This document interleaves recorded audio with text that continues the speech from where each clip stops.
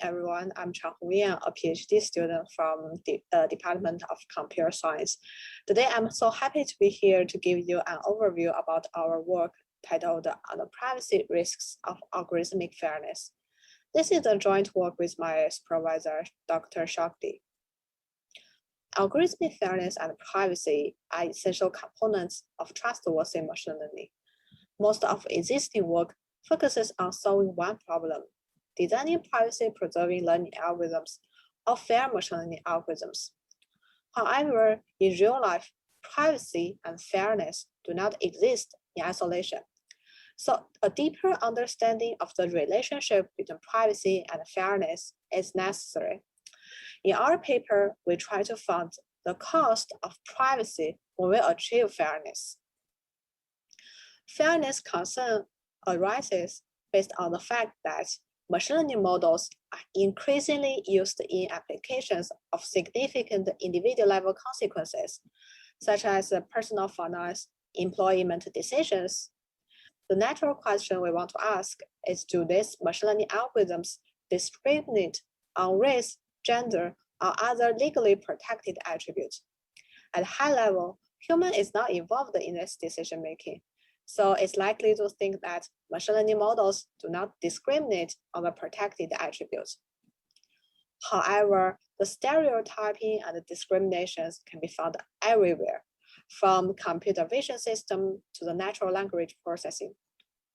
You probably saw many high-profile news stories in the last few years about bias, from women be less likely to showing high-paying jobs to the racial disparities in the education AI systems. Previously, you can even go to the Google Translate and type in, "She is a doctor and he is a nurse." You translate to Turkish, which is a gender-neutral language. It does not have gender pronouns, and you translate back to English. You will get, "He is a doctor and she is a nurse." The most varying example is the racial bias in the COMPASS algorithm. It is a popular commercial algorithm used by judges for scoring the criminal defendant's likelihood of recommitting a crime. It has been shown that the algorithm is biased in favor of white defendants and against black defendants. But why are machine learning models biased? Generally speaking, bias can be introduced via the training data or the machine learning algorithm itself. The training data is collected by humans who are often biased, and this human bias is propagated to the training dataset and ultimately to the prediction of the model. Machine learning algorithm itself may also introduce bias. The model will fit the majority group better, as the primary concern of the learning algorithm is to minimize the average loss, which itself favors the majority group. To mitigate bias, multiple fairness definitions have been proposed in the literature to regulate the prediction behavior of the model. We focus on one error-based group fairness notion, equalized odds, which requires the model to have similar accuracy on the protected groups, which are defined based on a sensitive attribute, such as race, gender. More specifically, we say a model is fair when its true positive rate and true negative rate are similar across groups. To quantify the fairness of the model, we usually compute the gap in the true positive rate and true negative rate across groups as fairness gap. Existing fair machine learning algorithms try to find the model that minimizes the average loss while having a small fairness gap on the training dataset. Let me give you an example to show how they work. Suppose a university wants to build a linear model for their admission based on the SAT score and the GPA score of applicants in high school. And there are two populations, blue population and yellow population. The model is learned on the historical data, which has 80% blue people and 20% yellow people, as shown in the figure here. Positive and negative means admission and no admission, respectively. In the standard setting, the university will have the model represented by the red line here. the model performs much better on the blue population as a result of minimizing the average loss. In this case, the yellow group is the underprivileged group. Now, to achieve fairness, the university may choose to use this fair model represented by the green line here. However, using this green line may cause privacy issue. Let me explain why. Implicitly, to achieve fairness, fair algorithm put this red line right under some yellow points. In other words, it increases the influence of the yellow points from the training dataset. Originally, the red line hides in the blue population, so the red line here reveals little information about a yellow applicant. Now that the green line is right under some yellow points, intuitively, one can infer more information about a yellow applicant from the model itself. The main objective of our paper is to verify that fairness can cause privacy issue, especially for the underprivileged group. Before we proceed, let's go back to the big picture and see why we need fairness and privacy at the same time. Recall the racial bias in the COMPASS algorithm. The task is to learn whether an individual will recommit a crime or not. Note that the model is learned based on the data from individuals who committed a crime before. So the membership information here actually reveals the criminal record of individuals. So clearly, privacy and fairness are both necessary in this application. Of course, you can also find a lot of other examples in practice. Now let's look at some details about privacy. To quantify privacy, we leverage the membership inference attack. The goal of the adversary is to infer whether a data point was part of the training dataset or not. The higher attack accuracy actually reflects the higher privacy risk. We measure the privacy risk in a very realistic setting, where the adversary only has access to the prediction API of the model. So basically, we measure how much information is leaked out through the prediction itself. Okay, great. Let's talk about the attack algorithm now. Essentially, the adversary needs to distinguish the training dataset and test dataset based on the prediction.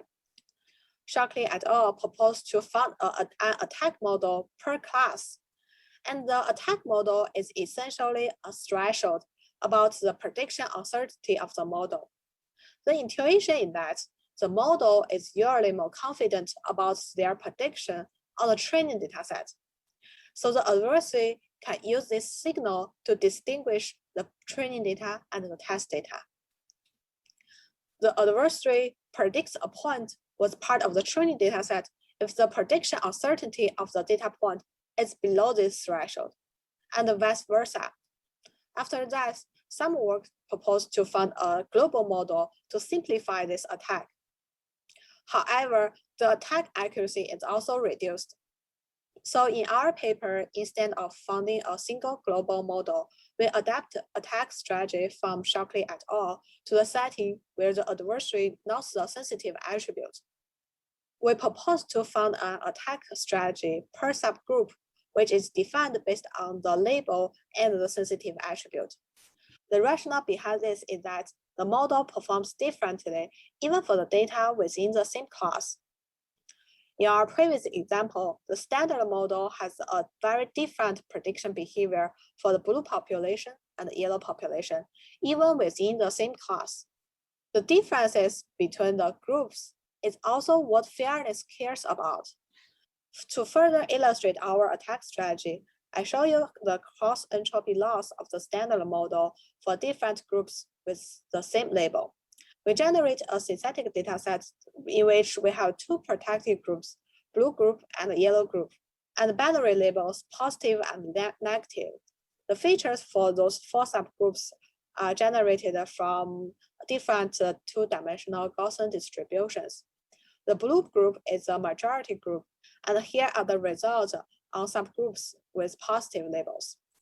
The best attack model computed on overall dataset is represented by the black line here. And the best attack model computed for each subgroup is represented by the red line here. Here, the global attack model is also the best attack model for the blue population with positive labels. It is because that the global attack model is learned to maximize the average attack accuracy. So it has a good attack accuracy for the majority group. But using this global attack model for the yellow population will result in a trivial accuracy, as the loss for every data point in the yellow group is greater than this global threshold. So clearly, our attack strategy can outperform other attack strategy here. Great. Now let's show you more results on this synthetic data first, and then on the real-world data set. We train simple two-layer neural network models for the fair and the standard model.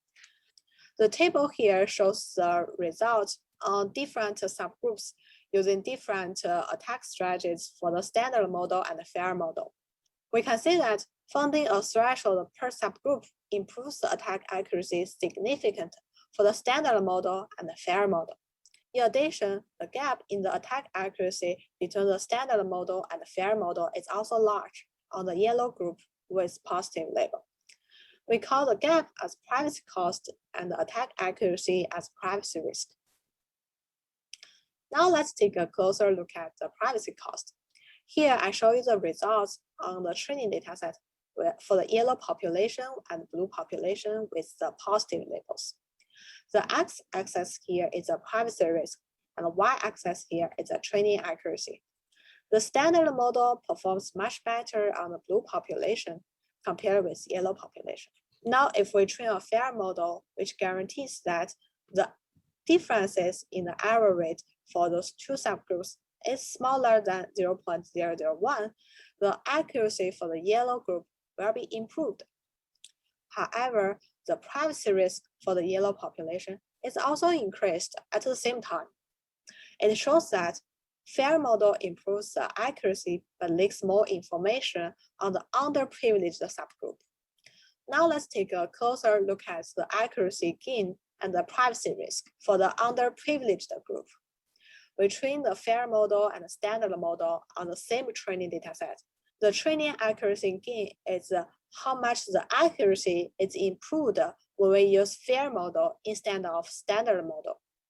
The privacy cost is defined as before, but here we only care about the privacy cost for the data points within the training dataset.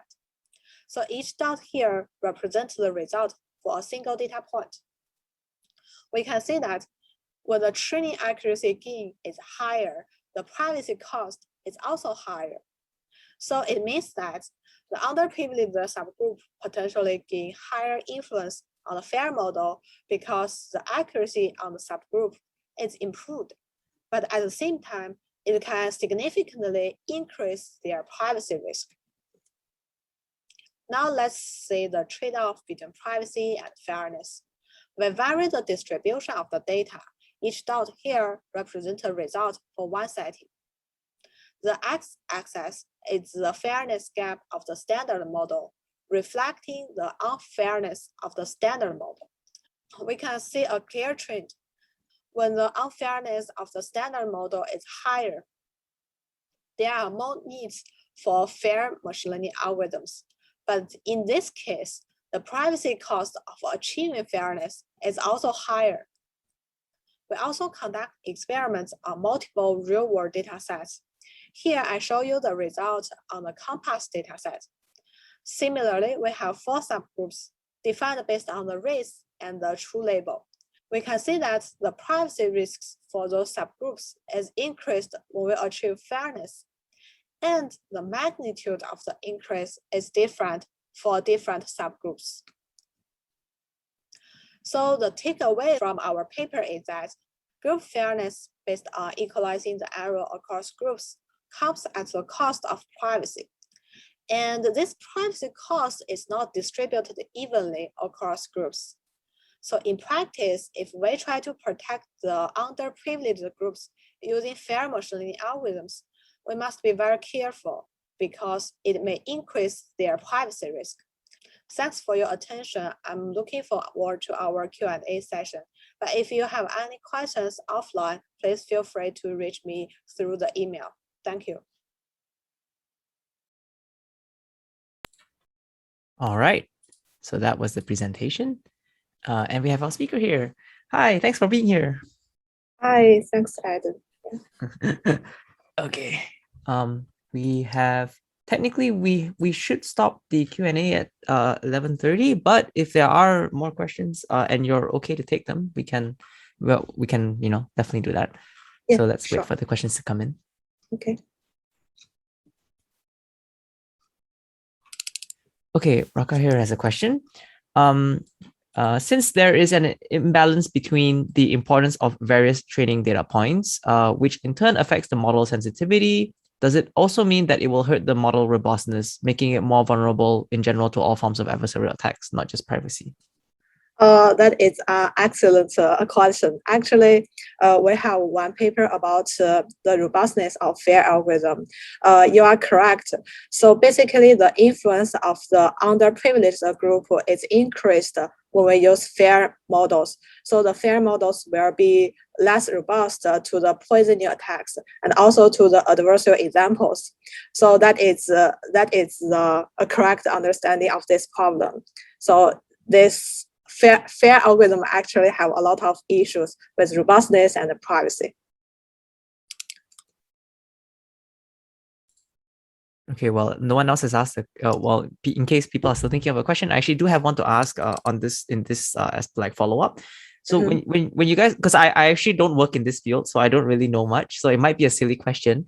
But when you guys talk about like this fairness algorithm, right? Like, is there like a specific one you're talking about, or is this just like in general, like any algorithm that is going to achieve fairness will have this issue? That is a good question. Actually, in our paper, we demonstrate the privacy issue of FAIR algorithm for various FAIR algorithms. So there are a lot of FAIR. First of all, there are a lot of FAIR machine learning algorithms.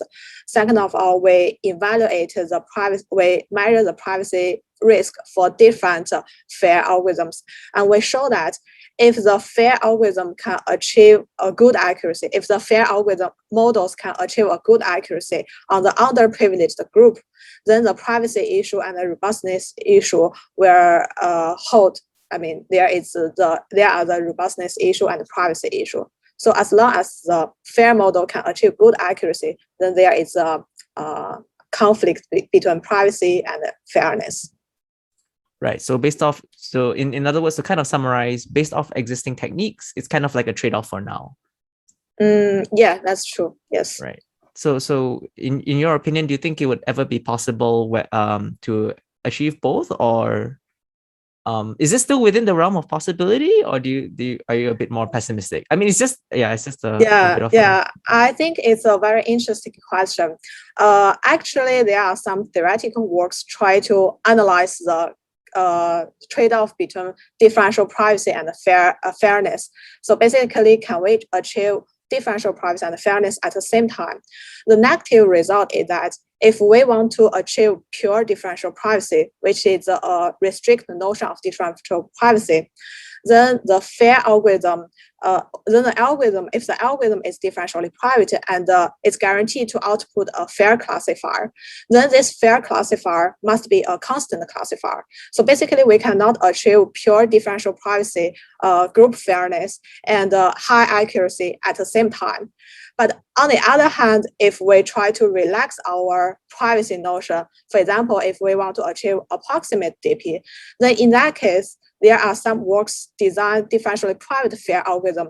The empirical result actually shows that the model can actually achieve fairness and accuracy at the same time, even though the learning algorithm is satisfy approximate DP.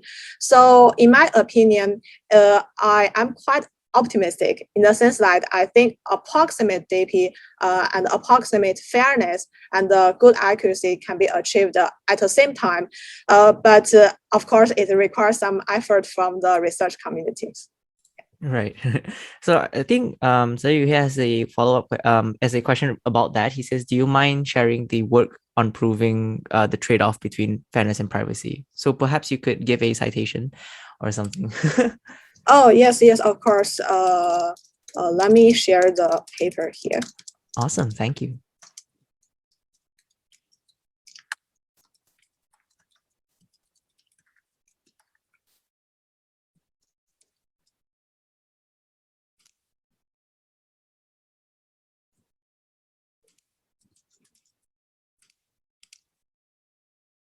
Okay.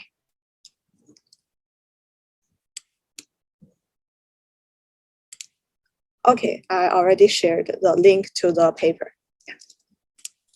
Awesome. And I think Praka did have a follow-up. He says, did you look into the solutions of maintaining security of user privacy while improving fairness, at least in terms of improving the trade-off, if not completely removing it?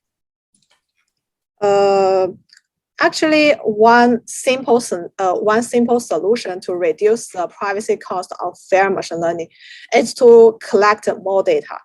So basically, in our experiments, we show that if we can collect more data from the underprivileged group, then the data set is more balanced. Then in that case, the standard model and the fair model will perform similarly. So in that case, achieving fairness will have less impact on the performance behavior of the model.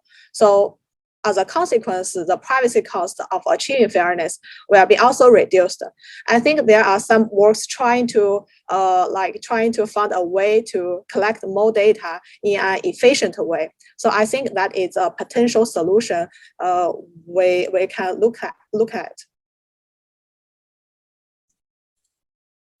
I hope that answers your question.